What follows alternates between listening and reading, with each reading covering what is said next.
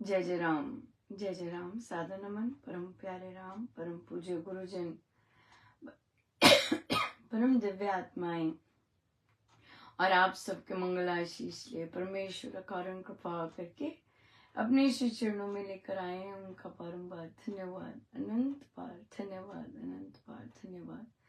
गुरुजनों की अकारण कृपा से वे हमें इस समय मन के रूपांतरण में लेकर आते हैं। उनका बहुत बहुत धन्यवाद, अनंत बार धन्यवाद, अनंत बार धन्यवाद। बहुत बहुत बधाई। 15 मार्च और आज के पावन अतिशय मांगलिक अतिशय सौभाग्यशाली दिवस की हम सबको बहुत बहुत बधाई, बहुत बहुत शुभ मंगल कामनाएं। परमेश्वर कृपा करें हमारे गुरुदेव का यश गान, उनकी सोच, उनकी शिक्षाएं, उनके हर काश चहुँ दिशाओं में फैले और उनको खूब अपने सभी साधकों से खूब आनंद मिले, सभी साधकों में रूपांतरण आए। जैसे हमारे गुरुदेव की बड़ी बड़ी भारी इच्छा है, सो उनकी हर इच्छा प्रभु पूर्ण करें, युगों युगों तक पूर्ण करते जाएं और हम सबको उनके श्री चरणों में बारंबार हर सांस के साथ बारंबार नमन करने का अवसर मिलता रहे और वहीं रहने का, वहीं समाने का अवसर मिलता रहे। सो हम सबको बहुत बहुत बधाई, बहुत बहुत शुभ मंगल कामनाएं।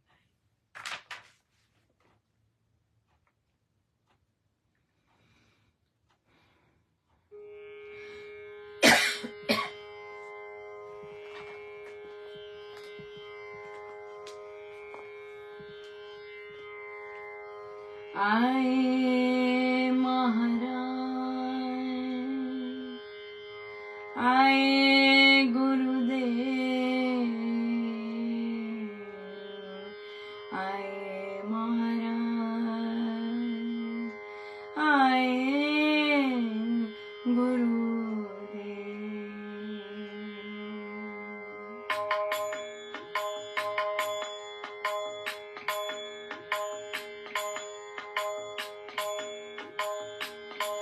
मेरी चौखट पे चल कर आज मेरे गुरुदेव आए हैं। मेरी चौखट पे चल कर आज मेरे गुरुदेव आए हैं। बजाओ स्वागत में मेरे महाराज आए हैं। बजाओ ढोल स्वागत में मेरे महाराज आए हैं। मेरी चौखट पे चल कर आज मेरे गुरुदेव आए हैं। मेरी चौखट पे चल कर आज मेरे गुरुदेव आए महाराज जी मेरे अंगना, आए महाराज जी मेरे अंगना, आए महाराज जी मेरे अंगना, आए महाराज जी मेरे अंगना, आए महाराज जी मेरे अंगना। मेरी चौखट पे चल कर आज मेरे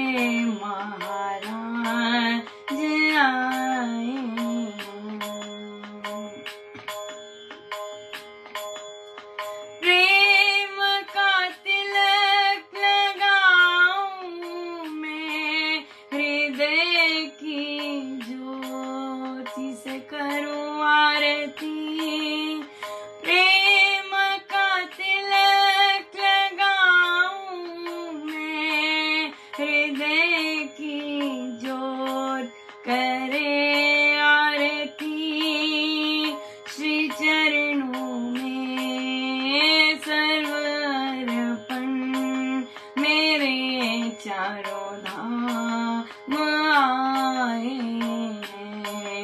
श्री चरणों में करूं अर्पण, मेरे चारों धाम आए हैं।